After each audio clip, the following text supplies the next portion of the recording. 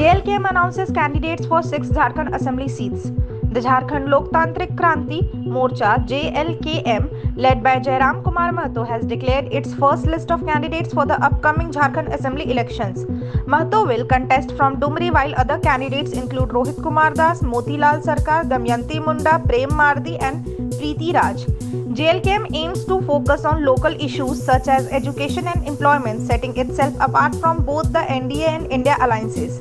The party hopes to address the frustrations of Jharkhand's youth and tackle regional challenges. Kharge demands PM cares support for Bihar flood victims. Congress President Mallikarjun Kharge has called for the PM cares fund to be utilized to assist flood-affected districts in Bihar, which has been over 1.5 million people impacted and multiple fatalities. He expressed sorrow over the loss of life, especially in Sitamarhi, and urged the central government to deploy resources like the NDRF and SDRF to expedite rescue operations. Kharge's appeal highlights the need for immediate governmental action in the face of this crisis. JDU and RJD criticized Kishore's proposal to end liquor ban.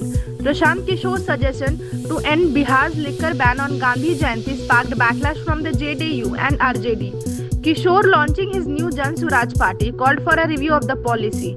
However, JDU's Neeraj Kumar condemned the proposal as disrespectful to Mahatma Gandhi, while RJD leaders accused Kishore of promoting a BJP-backed agenda. Kishore's comment have caused a political uproar just as elections approach. Hemant Soren launches jobs schemes ahead of Jharkhand elections.